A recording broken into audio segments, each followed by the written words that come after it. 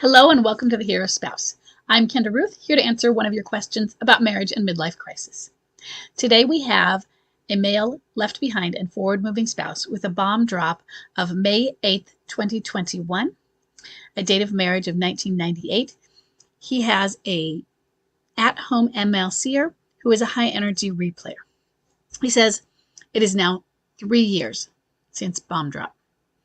We're continuing to live as roommates. She hasn't worn her ring since bomb drop, but I do see signs of awakening. There's some eye contact. Now, we've been seeing this actually for a little bit now. She's been improving. There's some casual conversation. She's telling me where she is, albeit after she's gotten there. But hey, that's something, right? And she's saying that no matter the distance. That's good. Both of our children are getting married this summer. Congratulations.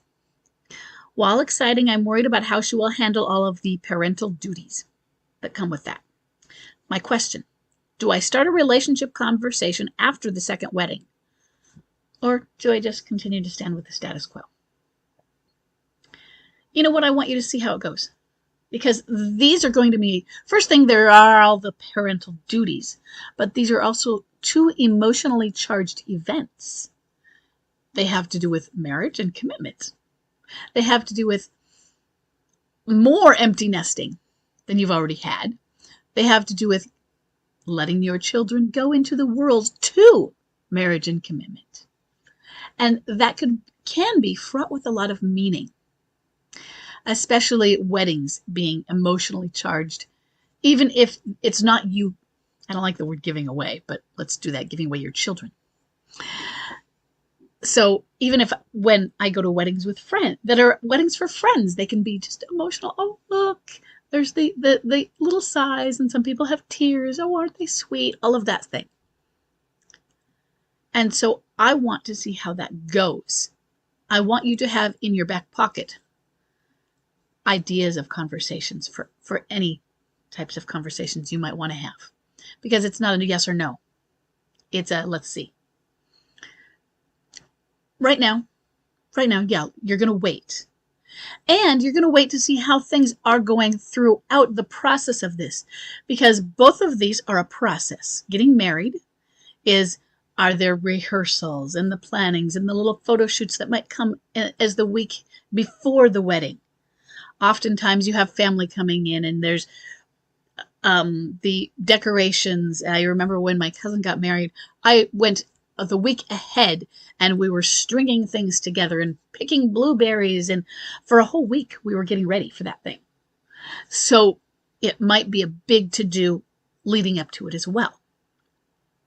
And that could bring a lot out of her, or it could hoard her in, and maybe she'll turtle in. We'll see. And it might bring her out, it might not.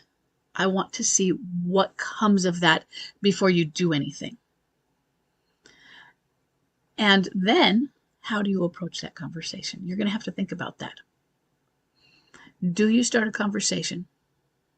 And how do you do it? Do you just bring it out like, hey, so what about us? Or do you say, wasn't that lovely? Isn't it beautiful that we're sending our children off into the world with this beautiful commitment? Do you just say these things about commitment where you don't say them about yourself? And let her process that. That's probably the way to do it, where you're not really talking about your relationship, but you are, aren't you? You're talking about relationships, and you're just talking about how beautiful they are. And maybe while you're doing it, if she's next to you, you squeeze her hand, if that's an option. Maybe you look at her with one of those nice smiles. Maybe you walk by her and do this kind of comforting gesture. That sort of thing to bring in the comfort and reassurance of your presence when you're discussing commitment. Help her feel comfortable with being committed and being in a committed relationship with you. And maybe those relationships or those relationships talks will naturally come on their own. And they may not come when you want them to. In other words, they might come, you might want them to, but they might not come as soon as you want them to. But they will feel more natural and they won't feel pressured.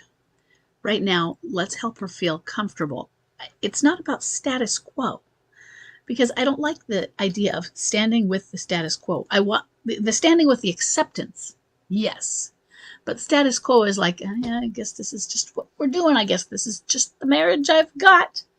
I feel that way sometimes. I get it. I get it. We all feel that way sometimes. But it's, you have what you have because you're going to make what you have. And yes, there is an acceptance of what you have, but also what you're growing into. And give her that reassurance that you're there, that you're a solid force of love and grace without being, I love you so much. You're just quietly compassionate in the background so that she can feel safe and comfortable without having to ask about it sometimes. Because right now, she doesn't want to ask about it. She's timid. And a lot has gone on to make her that way, but she's been coming out of her shell for the last few months at least. And she's got a lot to come out of from that shell where, betrayals or almost betrayals, or has she really gone through, done these betrayals? And now she has been reconnecting with you. But it is a slow process. And like you said, it is exactly 3 years since bomb drop. And I know that it sounds like it feels like forever. In the marathon of MLC, you are early for reconnecting. And what I don't mean premature. I mean, and oftentimes the women do seem to go a little bit faster than the men when they do. But what I mean is, you're on a good track. She isn't taking longer, and she's not being a slowpoke in this. You're ahead of the game than many of your MLC peers that are out there. So she's doing well, okay? It's patience, and the patience is yours, okay? So it is stay the course, but it's stay the course with an acceptance and an embrace and the compassion that is your grace, okay? I hope this helps, and I will see everybody in the next question.